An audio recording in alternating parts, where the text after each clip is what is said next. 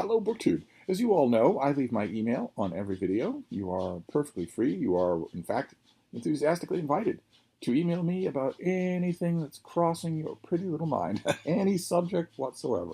I get emails, lots of them, every day. People who span the spectrum from wanting a recommendation for their next in-person book club to wondering what I think about a certain book that they've just read, uh, to personal stuff, life advice, and whatnot. And those have led over the years to some very, very interesting conversations, really good stuff. And also, I might add, some friends. Uh, so I'm still encouraging that, but I am incorporating a new feature into this channel that reads the occasional letter out loud, protecting the identity of the sender. In order to discuss just a bit, this is a segment known as Dear King Tentacle. And I have a new one for you today on the iPad. It goes like this.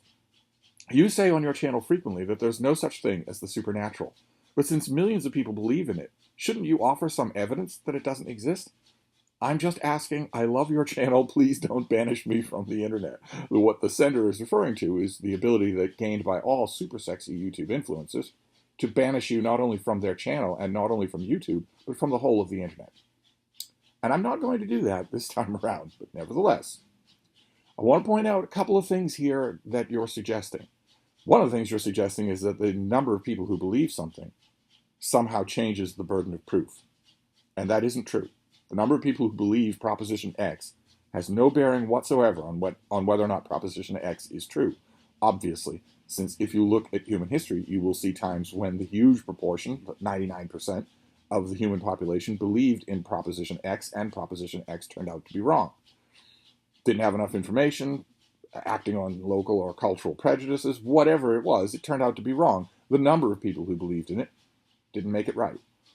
But I also want to point out, since I brought up the burden of proof here, that this is a flagrant reversal of a concept called the burden of proof. Now, once upon a time, I would have assumed that if you were sending an email like this, you must be very young. Young enough so that you don't know about the burden of proof and how it works. I'd like to think that it's kind of evident even before you read about it, but I no longer think that. Since 2015 in America, you could easily be in your 50s and not have any idea how the burden of proof works. 2015, 2016 showed the American people, and or maybe reinforced what the rest of the world already knew, which is how many people in this country do not understand the basics of rationality, even the basics of it. So allow me to illustrate the burden of proof. The concept of the burden of proof is that if you are making a claim, you're the one who has the responsibility to prove that claim is true. And the greater the claim, the heavier the weight of the burden of proof. So if I'm walking down the sidewalk here in my neighborhood and I run into you and you say hi and you say, I just met somebody walking a dog, because you see that I'm walking my dog, my little Frida Bean, I'm not going to think anything of it. I'm going to go right on to, I'm going to smile and say, oh, really? Oh, that's fascinating. Tell me all about it. That sort of thing. If I'm walking down the street and I meet you and you say, hey, I just met somebody who was walking a miniature schnauzer, like the one I have, my brow is going to crinkle just a little. Because I walk in this neighborhood all the time. Anytime that Frida wants to go out, we go out. And I'm familiar with all the dogs in this neighborhood. But even so, somebody might have been in this neighborhood from some other neighborhood. They might have just moved here. It's possible. I will wrinkle my eyes, my brow just a little. I'll say, oh, really? Another miniature schnauzer? How interesting.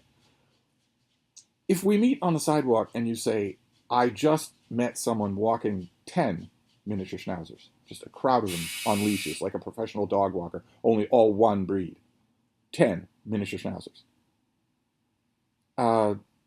My brow's going to crinkle a lot more, because even if they are a guest or new in the neighborhood, that is odd. That would be odd anyway. Even if I didn't already know the dogs in this neighborhood, that would still be really, really odd. That'd be the sort of thing you see once in a lifetime. And if, in other words, I mean, if we're friends meeting on the street, I'm obviously not going to invoke the burden of proof. But in my mind, I'm going to be saying, well, that's pretty unbelievable. I'm pretty sure that you saw something, but you didn't see what you think you saw.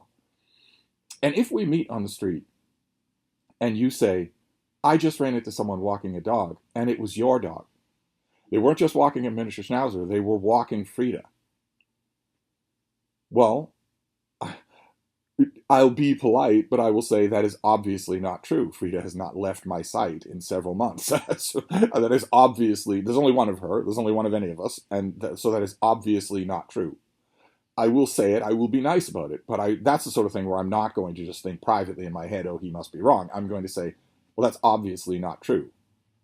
You're a human. Most humans, 99.9% of humans, can't tell one miniature schnauzer from another on sight, so you made a mistake. Simple as that. Very easy to do. If the person insists, if they say, no, I've met Frida many times before, I do know what she looks like, I can distinguish her from other miniature schnauzers, and this person was walking her. Not a similar miniature schnauzer, but your dog. That person is making an enormous claim. A flatly impossible claim. They're making a claim that puts the entire crippling weight of the burden of proof on them. I don't share a single bit of that. The question you're asking is the equivalent of me saying to that person, well, you're obviously wrong. There's only one Frida, and she has never left my sight. I am walking her, and no one else was. What you're saying is that that other person would then come back with, well, you can't prove that I didn't see her. No, I don't need to prove a thing. You're the one making the claim. And the larger the claim, the heavier the weight of the burden of proof. Now, that person that I meet on the sidewalk in my neighborhood can go right on believing that they saw someone walking Frida. Someone other than me walking Frida. They can go right on believing that. They can be absolutely sure, but I know what I saw, right? That's the phrase that people use. I know what I saw. They can go right on believing it. But they are wrong. And the hard, fast, glowing red line in the sand is whether or not they're trying to get me to believe it. I know they're wrong, so I'm certainly not going to believe it. And if we were to torture this example beyond the parameters, the irateness here in my voice would be if they not only try to get me to believe it, but try to get the Commonwealth of Massachusetts to pass a law making me believe it. When it is not true, when they had the burden of proof and they couldn't even begin to meet it. Same thing is true with the supernatural, only much, much more so. Again, regardless of how many people believe in it. When you invoke the supernatural, you are invoking an enormous thing, a gigantic thing. Two miniature schnauzers that look similar is not all that gigantic in the larger scheme of things. But the supernatural is a gigantic claim, a parallel reality where a ghost that lives inside your body lives forever in perfect happiness or in eternal suffering. And that's just a Christian version of the supernatural. There have been 10,000 other versions of that. When you invoke that, you're invoking an entire unseen world. That puts the burden of proof squarely on you. You're the one making the claim. And the reason that I know that is because you have never seen the supernatural. Not the smallest hint of it. I have never seen the supernatural. Not the smallest hint of it. No one in the world has ever seen the supernatural. Not the smallest hint of it. You can gripe all you want about mythbusters and ghost hunters that go to these places and disprove them. The amazing Randys who go to these frauds and charlatans and prove that they are frauds and charlatans on camera. You can gripe all you want about that and say, oh, well, they found a bad apple. No one's ever found a good apple, is what I'm saying. No one in the world has ever actually seen the supernatural. And not only that, but no one in 17,000 years of human civilization or 270,000 years of humans existing as a species, no one has ever seen it. No one. Not once. Not one time. Which means, to put it mildly, the burden of proof is on you. In that time, 17,000 years of human civilization, there are all sorts of other things that humans have never seen. That no one has ever seen the slightest hint of. Not the slightest hint of. Some of them, I guess, you could group under supernatural, but let's not. Let's call them, natural. Let's call them natural. Elements of the natural world. Like, for instance, a human being, a flesh and blood human being who lives forever. Or who lives for centuries. Not in some other reality, but who I am here now, and I am 400 years old, and I was here then. I've lived that whole time, breathing and pooping and peeing and eating that whole time. That is a natural bodily function. Being alive and peeing and pooping and eating is a natural. Those are natural bodily functions. So we can maybe get away with not calling that the supernatural. But nevertheless, no human has ever seen that. That has never happened. Same thing with flying, with unassisted, technologically unassisted flight, where a human decides by force of will that he can fly. I guess there are animals in the world that can, by force of will and the exercise of muscles, fly. Humans aren't one of those animals, and no human being has ever been able to do that. No one has ever seen the slightest hint of that, and those are natural things. Those aren't any religious claims. And because no one has ever seen a 400-year-old human or a flying human, not ever, not once, not even the smallest indication of it, because no one has ever seen that in 17,000 years of human civilization, we routinely say, as a matter of fact, that humans cannot live for centuries, that they cannot fly. The preponderance of the unseen, the preponderance of year after year, decades, century, millennia after millennia, without anyone ever seeing leprechauns or aliens or 400-year-old humans or humans who can fly. The preponderance of that going over millennia means you can confidently say that thing does not exist. It isn't real. And you can see where I'm going with this, right? The same thing is true of the supernatural. On this channel, I say it does not exist. In the same way that I would say any of those other things. It is a claim that has been around so long without a single solitary piece of evidence that I'm perfectly comfortable saying it doesn't exist. Not for me, this band of pseudo-intellectuals who say, well, the most you can do is be agnostic on the subject. Since you're not sure, since no one can ever be sure, the most they'll ever be able to do about the supernatural is say, I don't know, I'm not convinced. That's nonsense. You populate your world, your intellectual world, you populate your world throughout your whole life with a whole breviary of things that you cannot say 100% for sure don't exist. You've never met every human being who's ever existed in the history of the world, so you're not 100% sure that one of them didn't live to be 500 years old. You still rule it out. You don't need to meet everybody. You don't need to say, well, I'm agnostic on the subject of whether or not any human being has ever been able to concentrate really hard and fly over the Hoover Dam. You don't stay agnostic about that. It's just this, and the reason why this gets a pass is because of cultural protections. It's culturally, you're indoctrinated from your very earliest memories that some kind of the supernatural does exist, even though no one has ever seen it. Not a slightest indication of it. What you'd need to do would be for it to be provable. For some element of it to be provable, and none of it is. And when you make that claim, I do have an immortal ghost living inside me who's apparently frozen at my age 31 when I still had a luxuriant head of hair. My immortal ghost inside me does not have a boggy prostate, for instance. No, not at all. And that immortal ghost is connected with a parallel universe that I can tell you all about, even though no one's ever seen it. No one's ever talked about it. No one's ever demonstrated that it exists. And no one's ever demonstrated why it should exist instead of all the other unseen parallel universes that all the other religions have inculcated. The immortal ghost inside me is connected to that parallel world and can travel back and forth to it and is certainly going to live there for the rest of recorded time and after time stops. That's an enormous claim.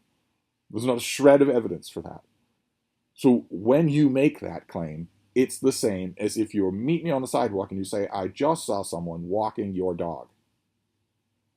If you tell me I just saw someone watching 10 miniature schnauzers, I'm not going to believe you.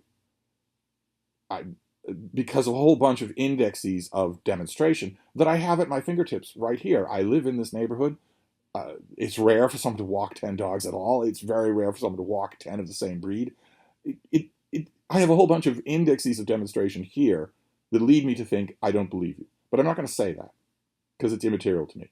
If you tell me that you saw somebody walking my dog, well, that is immaterial to me, and I absolutely know you're wrong. So I'm going to say it. The burden of proof would be entirely on you, and you can't meet it. Now, what I was saying, I said earlier, if you want to believe that you saw someone walking my dog, that's fine. It's not fine if you get the Commonwealth to pass a law that says someone was walking my dog. That's not fine at all. Or, to make it a little more grounded in reality, if the Commonwealth passes a law that says that grade school children have to recite an incantation in class that states that there are two Fridas and that they can't opt out, then it's not so fine. But leaving aside examples like that, what you believe is immaterial to me.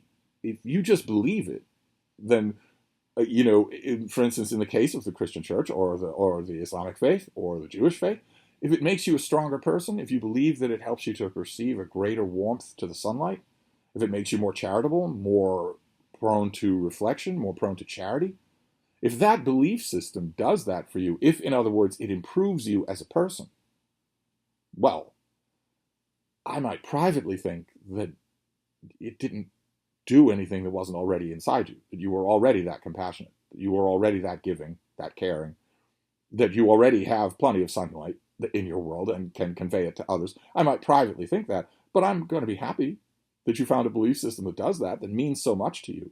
The only time I'm going to object, and the basis for all of the comments that you mentioned in your letter, is when you make a fact claim. That's why I say the supernatural doesn't exist. But me saying the supernatural doesn't exist is not the same thing as you saying it does. Okay, because when you say it does, you're making a fact claim. You are assuming the entire burden of proof in the face of all of human civilization, where there is not the slightest thing on your side, not the slightest thing, and a mountain of frauds too high to see the top of. Where if this thing existed, the little hill of frauds would be tiny, and the mountain of proof would be too high for you to see the top of it. That's not the case.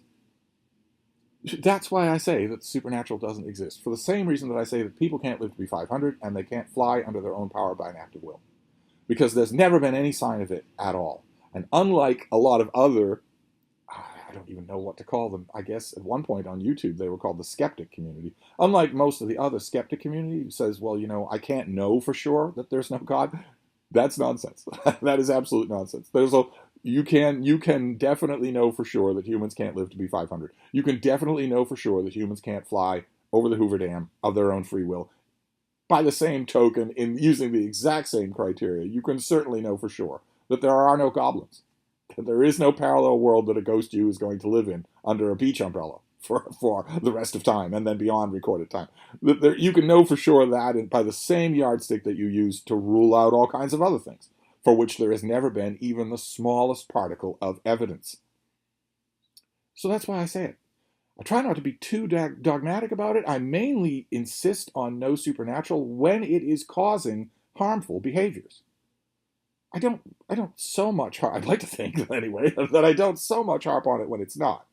But if your belief in the supernatural is causing you to waste time, put off decisions, put off massive leaps, massive endeavors that you want to do, to say nothing of whether or not your belief in the supernatural is prompting you to bigotries, if it's causing deleterious real-world behaviors on your part, well, then I do feel obliged to point out that these are coming from nowhere and that therefore you should stop.